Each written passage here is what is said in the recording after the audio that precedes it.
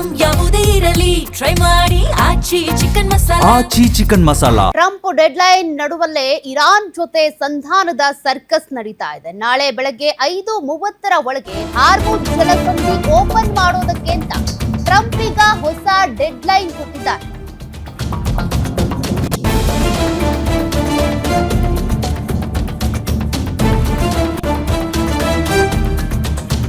ನೋಡಿ, ಇವತ್ತೇ deadline ಮುಗಿಬೇಕಾಗಿತ್ತು. Actually ಈ ಹಿಂದೆನೂ ಕೂಡ 2-3 ಬಾರಿ ಟ್ರಂಪ್ ಡೆಡ್ಲೈನ್ ಅನ್ನ ವಿಸ್ತರಣೆ ಮಾಡಿದ್ರು. ಈಗ ಹಾರ್ಮುಜ್ ಜಲಸಂಧಿಯನ್ನ ನೀವು ಮುಕ್ತಗೊಳಿಸ್ತಾ ಇದ್ರೆ ಮತ್ತೆ ಭೀಕರವಾದಂತಹ ಯುದ್ಧವನ್ನ ಎದುರಿಸಬೇಕಾಗುತ್ತೆ ಅಂತ ಎಚ್ಚರಿಕೆ ಕೊಟ್ಟಿದ್ದಾರೆ ಅಮೆರಿಕ ಅಧ್ಯಕ್ಷ. ಇದರ ನಡುವಲ್ಲೇ ಸಂಧಾನ ಮಾತುಕತೆಗೆ ನಡೀತಾ ಇದೆ ಭಾರಿ ಸರ್ಕಸ್. ವಿಶ್ವಸಂಸ್ಥೆ ಭದ್ರತಾ ಮಂಡಳಿ ಮಧ್ಯ ಪ್ರವೇಶ ಮಾಡೋದಕ್ಕೆ ಅಂತೇಳಿ UAE ಮತ್ತು ಬಹ್ರೇನ್ ಒತ್ತಾಯಿಸ್ತಾ ಇದೆ. 45 ದಿನಗಳ ಕದನ ವಿರಾಮಕ್ಕೆ ಮಧ್ಯಸ್ಥಿಕೆದಾರರಾಗಬೇಕು ಅಂತ ರಾಷ್ಟ್ರಗಳಿಂದ ಒತ್ತಾಯ ಕೇಳಿಬರ್ತಾ ಇದೆ. ಇನ್ನು ನಾಳೆ ಬೆಳಗ್ಗೆ 5:30ಕ್ಕೆ ವೈಟ್ ಹೌಸ್ ನಲ್ಲಿ ಡೊನಾಲ್ಡ್ ಟ್ರಂಪ್ ಭಾಷಣ ಮಾಡಲಿದ್ದಾರಂತೆ. ಟ್ರಂಪ್ ಭಾಷಣಕ್ಕೂ ಮುನ್ನವೇ ಕದನ ವಿರಾಮಕ್ಕೆ ಸರ್ಕಸ್ ನಡೀತಾ ಇದೆ. B-2 ಬಾಂಬರ್ ಸೇರಿದಂತೆ ಹಲವು ಯುದ್ಧ ವಿಮಾನಗಳು ಈಗಾಗಲೇ ದಾಳಿಗೆ ರೆಡಿ ಆಗಿದ್ದಾವೆ. ಡೊನಾಲ್ಡ್ ಟ್ರಂಪ್ ಅವರು ಕೊಟ್ಟಿರುವಂತಹ ಈ ಗಡುವೇನಿದೆ ಅಂದ್ರೆ ನಾಳೆ ಬೆಳಗ್ಗೆ 5:30 ಒಳಗಾಗಿ ಹಾರ್ಮುಜ್ ಜಲಸಂಧಿಯನ್ನ ಮುಕ್ತಗೊಳಿಸಬೇಕು ಅಂತ. ಬಟ್ ಇರಾನ್ ಇಲ್ಲಿವರೆಗೂ ಕೂಡ ನೀವು ಗಮನಿಸಿದ್ದೀರಿ, ಎಲ್ಲೂ ಬೆಂಡ್ ಆಗಿಲ್ಲ, ಎಲ್ಲೂ ತಲೆ ಬಾಗಿಲ್ಲ. ನಾವು ಯುದ್ಧಕ್ಕೆ ರೆಡಿ ಅಂತಾನೆ ಹೇಳ್ತಾ ಇರುವಂಥದ್ದು. ನಮ್ಗೆ ಬೇಕಾಗಿರುವಂಥ ಎಲ್ಲಾ ಶಸ್ತ್ರಾಸ್ತ್ರಗಳು ನಮ್ಮ ಬಳಿ ಇದೆ ಅಂತಾನೆ ಇರಾನ್ ಹೇಳಿರೋದು. ಈಗ ಅಮೆರಿಕದ ಅನೇಕ ಪ್ರದೇಶಗಳಲ್ಲೂ ಕೂಡ ದಾಳಿಗಳು ನಡೆದಿವೆ. ಅಮೆರಿಕದ ಅಕ್ಕಪಕ್ಕದ ನೆರೆ ರಾಷ್ಟ್ರಗಳಲ್ಲೂ ಕೂಡ ಮಿಸೈಲ್ ಹಾರಿಸಿದೆ ಇರಾನ್. ಈಗ ಮತ್ತೊಂದು ಕಡೆಗೆ ಅಮೆರಿಕ ಅಧ್ಯಕ್ಷ ಡೊನಾಲ್ಡ್ ಟ್ರಂಪ್ ಅವರು ಭಾಷಣ ಮಾಡೋದಕ್ಕೆ ಅಂತ ರೆಡಿ ಆಗಿದ್ದಾರೆ. ಬಟ್ ಈಗ ವಿಶ್ವಸಂಸ್ಥೆ ಅಂದ್ರೆ ಯುದ್ಧವನ್ನ ನಿಲ್ಲಿಸುವಂತ ಕೆಲಸವನ್ನ ಮಾಡುತ್ತಾ ನೋಡ್ಬೇಕು.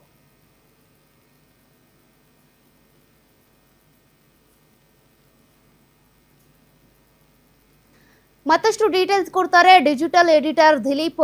ಡೆಸ್ಕ್ ಲೈವ್ ಇಂದ ಜಾಯಿನ್ ಆಗ್ತಿದ್ದಾರೆ. ದಿಲೀಪ್, ಈಗಾಗಲೇ ಈ ಒಂದು ಯುದ್ಧ ನಿಲ್ಲುತ್ತಾ ಅನ್ನುವಂಥದ್ದೇ ಪ್ರಶ್ನೆ ಇತ್ತು. ಸದ್ಯಕ್ಕೆ ಈಗ ಡೊನಾಲ್ಡ್ ಟ್ರಂಪ್ ಅವರು ಮತ್ತೆ ಡೆಡ್ ಲೈನ್ ಅನ್ನ ವಿಸ್ತರಣೆ ಮಾಡ್ತಾನೆ ಇದ್ದಾರೆ. ಅಮೆರಿಕಾಗೆ ಭಯ ಇದೆಯಾ, ಏನಾದ್ರೂ ಯುದ್ಧ ಆಗ್ಬಿಟ್ರೆ ನಮ್ಮ ಒಂದಷ್ಟು ನೌಕಾ ನೆಲೆಗಳು ನಾಶ ಆಗುತ್ತೆ ಅಥವಾ ನಮಗೆ ಬೇಕಾಗಿರುವಂತ ಪ್ರದೇಶಗಳ ಮೇಲೆ ಅಟ್ಯಾಕ್ ಜಾಸ್ತಿ ಆಗುತ್ತೆ ಅಂತ, ಏನಾಗಬಹುದು ಮುಂದೆ ಅಂತ, ವಾಟ್ ನೆಕ್ಸ್ಟ್? ಸೌಖ್ಯ, ಒಂದು ಅಮೆರಿಕ ಡೆಡ್ಲೈನ್ ಕೊಟ್ಟಿರುವಂಥದ್ದು ನಾಳೆ ಬೆಳಗ್ಗೆ 5:30ಕ್ಕೆ, ಬೆಳಗಿನ ಜಾವ 5:30ಕ್ಕೆ ಈ ಒಂದು ಡೆಡ್ಲೈನ್ ಮುಕ್ತಾಯ ಆಗುತ್ತೆ. ಇದ್ರ ಮಧ್ಯದಲ್ಲಿ ಅಮೆರಿಕ ಅಧ್ಯಕ್ಷ ಡೊನಾಲ್ಡ್ ಟ್ರಂಪ್ ಅವರು ನಾಳೆ ಬೆಳಗ್ಗೆ 5:30ಕ್ಕೆ ಅಮೆರಿಕವನ್ನು ಉದ್ದೇಶಿಸಿ ಮಾತನಾಡುವಂಥ ಸಾಧ್ಯತೆ ಇದೆ. ಈ ಸಂದರ್ಭದಲ್ಲಿ ಅವರು ದೊಡ್ಡ ಮಟ್ಟದ ದಾಳಿಗೆ ಒಂದು ಸೇನೆಗೆ ಅನುಮತಿಯನ್ನು ಕೊಡ್ಬೋದಾಗಿದೆ. ಈ ಒಂದು ದಾಳಿಗೋಸ್ಕರ ದೊಡ್ಡ ಮಟ್ಟದ ಸಿದ್ಧತೆಯನ್ನು ಅಮೆರಿಕ ಮಾಡಿಕೊಂಡಿದೆ ಅನ್ನೋ ಮಾಹಿತಿ ಲಭ್ಯ ಆಗ್ತಿದೆ. B-2 ಬಾಂಬರ್ಗಳಿಂದ ಹಿಡಿದು ಸ್ಟೆಲ್ತ್ ಫೈಟರ್ಗಳೆಲ್ಲದು ಸಜ್ಜಾಗಿ ನಿಂತಿದ್ದಾವೆ. ಜೊತೆಗೆ ಇಸ್ರೇಲ್ ಕೂಡ ಅಮೆರಿಕಾಗೆ ಕೈ ಜೋಡಿಸೋದಕ್ಕೆ ಸಜ್ಜಾಗಿ ನಿಂತಿದೆ. ಈ ಒಂದು ಸಂದರ್ಭದಲ್ಲಿ ಇರಾನ್ ಕೂಡ ಸುಮ್ಮನೆ ಕೂತಿಲ್ಲ. ನಾವು ಕೂಡ ಈ ಒಂದು ನಿರ್ಣಾಯಕ ಯುದ್ಧಕ್ಕೆ ರೆಡಿ ಅನ್ನೋ ಒಂದು ಸಂದೇಶವನ್ನು ಇರಾನ್ ರವಾನೆ ಮಾಡ್ತಿದೆ. ಅದಕ್ಕೆ ಸಂದೇಶಕ್ಕೆ ಸಾಕ್ಷಿ ಅನ್ನೋ ರೀತಿಯಲ್ಲಿ ಇವತ್ತು ಏನೊಂದು ಇಸ್ರೇಲ್ನಲ್ಲಿರುವಂಥ ಬಂದರ್ ನಗರ ಐಫಾ ಮೇಲೆ ದಾಳಿಯನ್ನು ಮಾಡಲಾಗಿದೆ. ಈ ಒಂದು ದಾಳಿಯಲ್ಲಿ ಹಲವು ಬಹುಮಹಡಿ ಕಟ್ಟಡಗಳು ಧ್ವಂಸ ಆಗಿದ್ದಾವೆ ಅನ್ನೋ ಮಾಹಿತಿ ಲಭ್ಯ ಆಗಿದೆ. ಜೊತೆಗೆ ಈವರೆಗಿನ ಮಾಹಿತಿ ಪ್ರಕಾರ 2 ಮೃತಪಟ್ಟಿದ್ದಾರೆ ಅನ್ನೋ ಮಾಹಿತಿ ಕೂಡ ಸಿಗ್ತಾ ಇದೆ.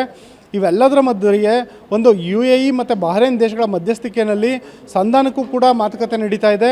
45 ದಿನಗಳ ತಾತ್ಕಾಲಿಕ ಕದನ ವಿರಾಮ ಘೋಷಣೆ ಮಾಡಬೇಕು ಅಂತ ಹೇಳ್ಬಿಟ್ಟು ಅಮೆರಿಕ ಜೊತೆ ಈ ಎಲ್ಲ ರಾಷ್ಟ್ರಗಳು, ಕೊಲ್ಲಿ ರಾಷ್ಟ್ರಗಳು ಚರ್ಚೆಯನ್ನು ಆರಂಭಿಸಿದ್ದಾವೆ. ಯಾಕೆಂದರೆ ನಾಳೆ ಬೆಳಗ್ಗೆ 5:30 ಏನು ಡೆಡ್ಲೈನ್ ಇದೆ, ಆ ಡೆಡ್ಲೈನ್ ಮುಗಿದ ಬಳಿಕ ಯುದ್ಧ ಇನ್ನಷ್ಟು ತಾರಕಕ್ಕೇರೋ ಸಾಧ್ಯತೆ ಇರೋದ್ರಿಂದ ಒಂದು ವೇಳೆ ಆ ಯುದ್ಧ ಏನಾದರೂ ತಾರಕಕ್ಕೇರಿದ್ರೆ ಇರಾನ್ ಎಂದಿನಂತೆ ಕೊಲ್ಲಿ ರಾಷ್ಟ್ರಗಳ ಮೇಲೆ ತನ್ನ ದಾಳಿಯನ್ನು ಇನ್ನಷ್ಟು ತೀವ್ರಗೊಳಿಸ್ಬೋದು.